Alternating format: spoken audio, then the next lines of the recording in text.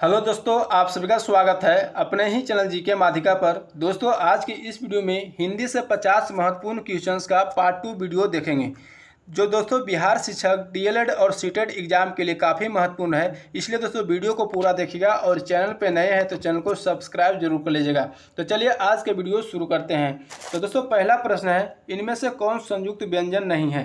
तो दोस्तों सबसे पहले जान लीजिए संयुक्त व्यंजन कहते हैं किसको। तो दोस्तों दो या दो से अधिक व्यंजनों के मेल से जो व्यंजन बनता है उसे संयुक्त व्यंजन कहते हैं। संयुक्त व्यंजन कितने प्रकार के होता है? तो 4 प्रकार के होता है। कौन कौन से होता है? तो संयोगी छ, त्र, ज्ञ और स्र होता है। ये 4 दोस्तों संयुक्त व्यंजन होता है। तो ऑप्शन में दिया गया संयोगी छ, स्र और ज्ञ। तो ल दोस्तों संयुक्त व्यंजन नहीं है, तो इसका सही आंसर ऑप्शन सी हो जाएगा। अगला प्रश्न है, किस वर्ण का उच्चारण स्थान ओष्ठ है। तो दोस्तों सबसे पहले जान लीजिए कि कौन कौन से जो है वर्ण का उच्चारण ओष्ठ से होता है। तो हर्षऊ, दुर्गऊ, प, फ, ब और भ, ये सभी वर्णों का उच्चारण जो है ओष्ठ से होता है। ठीक है, तो ऑप्शन ए में दिया गया ऊ। ठीक है, तो इसका ए सही आंसर हो जाएगा। अगला प्रश्न देखते हैं, क्वेश्चन है संयुक्त व्यंजन संयोगी छ बनता है। तो दोस्तों किस किस व्यंजन के मिलने से संयोगी छ बनता है? तो क और मूर्धनी स मिलने से संयोगी छ बनता है। तो इसका सही आंसर ऑप्शन ए हो जाएगा। ठीक है, अगला प्रश्न है, निम्नलिखित में से कौन ऊष्म व्यंजन है। तो बताना है दोस्तों कि ऊष्म व्यंजन कौन है। तो तालब स, मूर्धनी स, दंटी स, ह, ये सभी दोस्तों ऊष्म व्यंजन है। तो इसका बी सही आंसर हो जाएगा। और र, ल, व दोस्तों अंतस्थ व्यंजन है। संयोगी छ, त्र, ज्ञ और स्र ये दोस्तों संयुक्त व्यंजन है। क, ख, ग, घ स्पर्श व्यंजन है। ठीक है, तो सभी को ध्यान रखिएगा। अगला प्रश्न देखते हैं, क्वेश्चन है निम्नलिखित में से कौन तत्सम शब्द है। तो दोस्तों निम्नलिखित में से कौन जो है तत्सम शब्द है। तो अग्नि जो है तत्सम शब्द है। तो इसका सही आंसर ऑप्शन बी हो जाएगा। आग जो है तद्भव शब्द है। लोटा जो है देशज शब्द है। और स्कूल जो है विदेशज शब्द है, यानी विदेशी शब्द है। ठीक है, अगला प्रश्न है कि चिड़िया का बहुवचन क्या होगा। तो दोस्तों चिड़िया का बहुवचन बताना क्या होगा। तो चिड़िया होगा। ठीक है, इसका सही आंसर ऑप्शन ए हो जाएगा। अगला प्रश्न देखते हैं, क्वेश्चन निम्नलिखित में से कौन अनिश्चयवाचक सर्वनाम है। तो दोस्तों अनिश्चयवाचक सर्वनाम किसको कहते हैं। तो जिस वाक्य में दोस्तों कुछ, थोड़ा, बहुत, कम ये सभी का बात किया जाए तो दोस्तों वह अनिश्चयवाचक सर्वनाम हो जाएगा। तो ऑप्शन बी में दिया गया है कि दूध में कुछ गिर गया है। तो यहाँ पर कुछ की बात किया जा रहा है, तो यह दोस्तों अनिश्चयवाचक सर्वनाम हो जाएगा। तो ऑप्शन बी सही आंसर हो जाएगा। ठीक है, अगला प्रश्न देखते हैं, क्वेश्चन है कि हमें अपना काम स्वयं करना चाहिए, इस वाक्य में कौन सा सर्वनाम है। तो दोस्तों हमें अपना काम स्वयं करना चाहिए, तो यहाँ पर दोस्तों अपनेपन का बोध हो रहा है। ठीक है, तो अपनेपन का जिस वाक्य में बोध होगा तो वह जो है निजवाचक सर्वनाम हो जाएगा। ठीक है, तो इसका सही आंसर ऑप्शन डी हो जाएगा, निजवाचक सर्वनाम। अगला प्रश्न है, घूमना शब्द का विशेषण क्या होता है। तो दोस्तों घूमना शब्द का विशेषण होता है घूमक्कर। तो इसका आंसर हो जाएगा ए। ठीक है, अगला प्रश्न देखते हैं, क्वेश्चन निम्नलिखित में से कौन सकर्मक क्रिया नहीं है। तो दोस्तों सकर्मक क्रिया किसको कहते हैं। तो जिसके साथ कर्म की बात किया जाए उसे सकर्मक क्रिया कहते हैं। तो इसमें कह रहा है कि कौन सा नहीं है। तो सुभाषिनी नाच रही है, ये दोस्तों सकर्मक क्रिया नहीं है, अकर्मक क्रिया है। ठीक है, तो इसका सही आंसर ऑप्शन बी हो जाएगा। अगला प्रश्न देखते हैं, क्वेश्चन है, पेड़ से फल गिरता है, यह वाक्य में कौन सा कारक है। तो दोस्तों पेड़ से, यहाँ पर से लग रहा है, तो कौन सा कारक है। तो सबसे पहले दोस्तों जान लीजिए कारक 8 प्रकार के होता है और सभी का चिन्ह जान लीजिए। तो कर्ता का चिन्ह होता है कर्ता ने, कर्म को करण से और के द्वारा, संप्रदान को के लिए, अपदान से, संबंध का के की, अधिकरण में पर, संबोधन हो, अरे, ओ, ये सभी दोस्तों सभी का चिन्ह होता है, सभी कारक का चिन्ह होता है। ठीक है, तो यहाँ पर बोल रहा है कि पेड़ से फल गिरा है, तो से 2 जगह आ रहा है, करण से और एक आ रहा है अपदान से। तो दोस्तों जिसमें अलग होने की बात कर रहा है, जो चीज़ जिसमें दोस्तों 2 अलग हो रहा है, एक दूसरे से अलग हो रहा है, वह वहाँ पर अपदान हो जाएगा। ठीक है, तो अपदान से हो जाएगा। तो अपदान कारक इसका सही आंसर हो जाएगा डी। ठीक है, अगला प्रश्न देखते हैं, क्वेश्चन है, कौन सा शब्द सकर्मक क्रिया है। तो दोस्तों कौन सा शब्द जो सकर्मक क्रिया है। तो काटना जो है दोस्तों सकर्मक क्रिया है, तो इसका सही आंसर ऑप्शन ए हो जाएगा।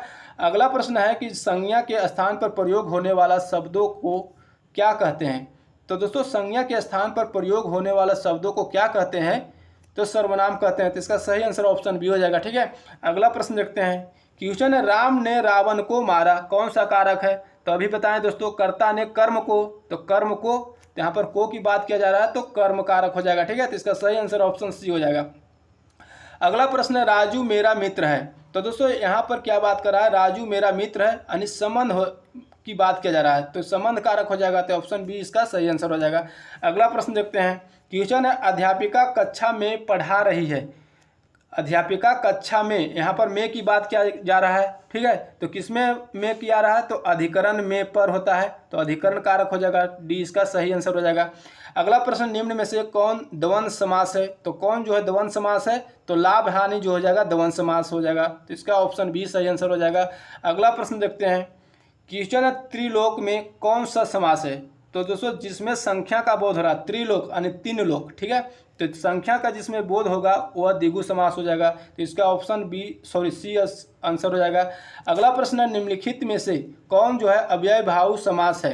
तो दोस्तों कौन सा अव्यय भाव समास है, तो प्रतिदिन जो है अव्यय भाव समास है। ठीक है, तो इसका सही आंसर ऑप्शन ए हो जाएगा।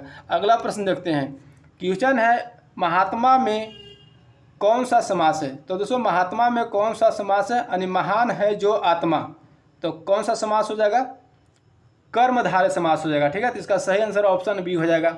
सजावट शब्द में प्रयुक्त प्रत्यय है। तो दोस्तों प्रत्यय, प्रयुक्त प्रत्यय यानी प्रत्यय किसको कहते हैं, तो दोस्तों जो है लास्ट में लगता है, यानी अंत में लगता है, अंत में यदि लगे, जो मूल वाक्यों के साथ अंत में लगकर एक नया वाक्य नया शब्द बना देता है, तो उसे प्रत्यय कहते हैं। तो इसमें सजावट यानी सज हो गया और प्लस आवट हो गया, तो सजावट यानी आवट इसका हो जाएगा, यानी अंत में जो लगेगा प्रत्यय होगा और शुरू में जो लगेगा वह उपसर्ग होगा। ठीक है, तो इसमें ऑप्शन बी हो जाएगा आवट। ठीक है, अगला प्रश्न देखते हैं, क्वेश्चन है, कृत प्रत्यय से बने शब्द को कहते हैं, क्या कहते हैं, तो कृत प्रत्यय से बने शब्द को कृदंत कहते हैं, तो इसका सही आंसर ऑप्शन सी हो जाएगा। अगला प्रश्न, संज्ञा सर्वनाम और विशेषण के अंत में आने वाला प्रत्यय है। तो दोस्तों संज्ञा सर्वनाम और विशेषण के अंत में आने वाला प्रत्यय कौन सा है बताना है, तो दोस्तों तद्धित प्रत्यय है। ठीक है, तो इसका सही आंसर ऑप्शन बी हो जाएगा। अगला प्रश्न देखते हैं, क्वेश्चन है, प्रतिकूल शब्द में प्रयुक्त उपसर्ग बताना है। ठीक है, तो उपसर्ग जो है पहले लगेगा, जो शब्द के पहले शब्द लगकर जो है नया शब्द बन जाएगा वो उपसर्ग हो जाएगा। ठीक है, तो उपसर्ग में प्रतिकूल यानी प्रति जोड़ कुल हो जाता है, तो ये हो गया कुल हो जाएगा प्रत्यय और ये हो जाएगा उपसर्ग। ठीक है, तो उपसर्ग हो जाएगा प्रति, इसका सही आंसर सी हो जाएगा। अगला प्रश्न, उच्चारण शब्द में प्रयुक्त उपसर्ग क्या है। तो दोस्तों उच्चारण शब्द में प्रयुक्त शब्द हो जाएगा उत हो जाएगा। ठीक है, इसका संधि विच्छेद होता है उत जोड़ चारण। ठीक है, तो उत हो जाएगा उपसर्ग, तो इसका सही आंसर ऑप्शन ए हो जाएगा। अगला प्रश्न देखते हैं, क्वेश्चन है, स्पर्श व्यंजन की संख्या कितनी है। तो दोस्तों स्पर्श व्यंजन की संख्या जो है 25 है। ठीक है, तो इसका सही आंसर ऑप्शन बी हो जाएगा। अगला प्रश्न, निम्नलिखित में से कौन जो है च वर्ग में नहीं आता है। तो दोस्तों कौन सा जो है च वर्ग में नहीं आता है, तो च वर्ग में कौन कौन से आता है, तो च छ ज झ य। ठीक है, तो इसके अलावा जो भी हो जाएगा आंसर, तो द जो है च वर्ग में नहीं आएगा, तो इसका डी आंसर हो जाएगा। अगला प्रश्न देखते हैं, क्वेश्चन है, ल व्यंजन है। तो दोस्तों ल जो है कौन सा व्यंजन है, तो य र ल व, ये सभी दोस्तों क्या है अंतस्थ व्यंजन है, तो इसका सही आंसर बी हो जाएगा। अगला प्रश्न है, निम्नलिखित में से कौन सा स्वर नहीं है। तो दोस्तों कौन सा जो है स्वर नहीं है, तो स्वर कौन कौन से है, तो य या ए ई री, ये सभी स्वर्ण है, यानी ज्ञ जो है स्वर नहीं है, तो इसका सही आंसर सी हो जाएगा। अगला प्रश्न देखते हैं, क्वेश्चन है, तालब स वर्ण का उच्चारण कहाँ से होता है। तो तालब स बोलने से आ रहा है तालु, यानी तालब स तालु, तो इसका तालु हो जाएगा, इसका आंसर सी हो जाएगा सही। ठीक है, अगला प्रश्न, वह वर्ण जिसका उच्चारण कंठ और ओष्ठ से होता है तो क्या हो कहलाता है। तो कंठ और ओष्ठ से होता है वह क्या वर्ण कहलाता है, तो कंठोस्थ कहलाता है। ठीक है, कंठोस्थ है, तो इसका ए राइट आंसर हो जाएगा। अगला प्रश्न देखते हैं, क्वेश्चन है, दिए गए भाषा में किनकी लिपि देवनागरी नहीं होती है। तो दोस्तों किनकी लिपि है जो देवनागरी नहीं होती है, तो हिंदी का देवनागरी होती है, गुजराती का भी देवनागरी होती है, संस्कृत का भी देवनागरी होती है, और दो और याद रखिएगा, नेपाली का भी होता है देवनागरी, मराठी का भी होता है देवनागरी। ठीक है, ये पांच भाषा का देवनागरी होता है। ठीक है, जर्मन और अंग्रेजी का जो होता है रोमन होता है, ठीक है, रोमन होता है, तो इसका डी आंसर हो जाएगा। अगला प्रश्न, व्याकरण की दृष्टि से मित्रता शब्द क्या है? तो दोस्तों मित्रता शब्द क्या है? तो मित्रता जो है भाववाचक संज्ञा है, तो इसका सही आंसर ऑप्शन ए हो जाएगा। अगला प्रश्न देखते हैं, क्वेश्चन है विशेषण शब्द का उच्चारण है। तो दोस्तों विशेषण शब्द का उदाहरण बताना है, क्या है? तो दयालु जो है विशेषण शब्द का उदाहरण है, इसका सही आंसर डी हो जाएगा। अगला प्रश्न है पो प्लस यन की संधि होगी। तो दोस्तों पो प्लस यन पवन की संधि होगी, ठीक है, तो इसका सही आंसर ऑप्शन ए हो जाएगा। अगला प्रश्न देखते हैं, क्वेश्चन है पीताम्बर का संधि विच्छेद होगा। तो दोस्तों पीताम्बर का संधि विच्छेद होता है पित जोड़ अंबर, तो इसका सही आंसर ऑप्शन ए हो जाएगा। अगला प्रश्न, संधि कितने प्रकार के होते हैं? तो दोस्तों संधि कितने प्रकार के होते हैं? तो 3 प्रकार के होते हैं, ठीक है, तो इसका सही आंसर ऑप्शन बी हो जाएगा। अगला प्रश्न देखते हैं, क्वेश्चन है मयंक कम बोलता है। मयंक कम बोलता है, यह वाक्य कौन सा क्रिया विशेषण है? तो दोस्तों यहाँ कम की बात किया जा रहा है, यानी क्वांटिटी की बात किया जा रहा है, ठीक है, तो परिमाणवाचक हो जाएगा, तो इसका सही आंसर बी हो जाएगा। अगला प्रश्न है कि पढ़ना शब्द का विशेषण क्या होगा? तो दोस्तों पढ़ना शब्द का विशेषण बताना क्या होगा?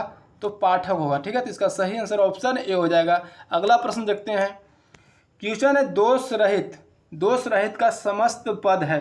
तो दोस्तों दोष रहित का समस्त पद बताना है, क्या होगा? तो निर्दोष हो जाएगा, ठीक है, तो इसका सही आंसर ऑप्शन ए हो जाएगा। अगला प्रश्न, भाषा की सबसे छोटी ध्वनि जिसके टुकड़े न हो सके उसे क्या कहलाती है? यानी यह क्या कहलाती है?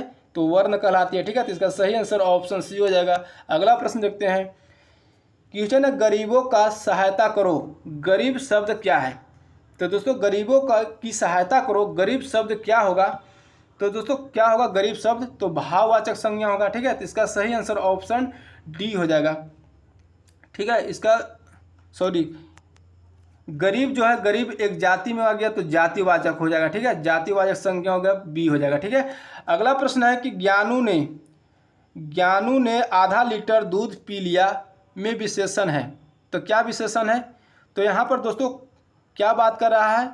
तो आधा लीटर दूध पी लिया, ठीक है, तो परिमाण की बात किया जा रहा है, यानी क्वांटिटी की बात किया जा रहा है, तो परिमाणवाचक हो जाएगा, तो इसका सही आंसर ऑप्शन सी हो जाएगा।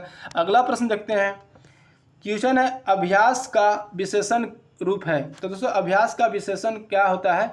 तो दोस्तों अभ्यास का विशेषण रूप होता है अभ्यासी, ठीक है, तो इसका सही आंसर ऑप्शन बी हो जाएगा। अगला प्रश्न है भौम का विशेष रूप है। तो दोस्तों भौम का विशेष रूप बताना है, क्या होगा? तो भूमि होगा, ठीक है, तो इसका सही आंसर ऑप्शन ए हो जाएगा। अगला प्रश्न देखते हैं, क्वेश्चन है वृक्षों से पत्ते झड़ते हैं में कौन सा कारक है? तो यहाँ पर दोस्तों वृक्षों से पत्ते झड़ते हैं, तो यहाँ पर से का प्रयोग किया जा रहा है, और क्या हो रहा है? वृक्ष से पत्ते झड़ते हैं, वृक्ष से जो है पत्ता अलग हो रहा है, यहाँ अलग होने की बात किया जा रहा है, और यहाँ पर से लगा हुआ है, तो अपदान कारक हो जाएगा, यानी अपदान से, ठीक है, इसका सी राइट आंसर हो जाएगा। अगला प्रश्न है कि बुढ़ापा एक प्रकार का अभिशाप है, रेखांकित शब्द की संज्ञा है, तो कौन सी संज्ञा, यानी बुढ़ापा कौन सी संज्ञा है? तो बुढ़ापा जो है भाववाचक संज्ञा हो जाएगा, ठीक है, तो इसका सही आंसर ऑप्शन बी हो जाएगा। अगला प्रश्न देखते हैं, क्वेश्चन है अब पढ़कर क्या होगा, इस वाक्य में कौन सी क्रिया है? तो दोस्तों अब पढ़कर क्या होगा, इस वाक्य में कौन सी क्रिया बताना है? तो दोस्तों इसमें कौन सी क्रिया है? पूर्वकालिक क्रिया है, ठीक है, तो इसका सही आंसर ऑप्शन डी हो जाएगा। अगला प्रश्न है कि राजा भिक्षु को दान देता है, वाक्य में कौन सा कारक है? तो दोस्तों राजा भिक्षु को दान देता है, वाक्य में कौन सा कारक है बताना है, ठीक है, तो यहाँ पर को की बात किया जा रहा है और दान देने की बात किया जा रहा है। यहाँ पर यदि दान देने की बात किया जा रहा है और को का प्रयोग किया जा रहा है, तो इसका चिन्ह किस में होता है? तो सप्रदान को और के लिए ये 2 चिन्ह होता है, तो इसका सप्रदान कारक हो जाएगा, ठीक है, तो इसका सही आंसर हो जाएगा। अगला प्रश्न है कि आंसू का बहुवचन क्या होगा? तो दोस्तों आंसू का बहुवचन बताना क्या होगा? तो आंसुओं होगा, ठीक है, तो इसका सही आंसर ऑप्शन सी हो जाएगा। तो दोस्तों आज की वीडियो यहीं तक रहने देते हैं, फिर मिलेंगे अगले वीडियो में। अगर वीडियो अच्छा लगा तो लाइक करिएगा, चैनल पे नए हैं तो चैनल को सब्सक्राइब करके बेल आइकन जरूर दबा लीजिएगा। जय हिंद।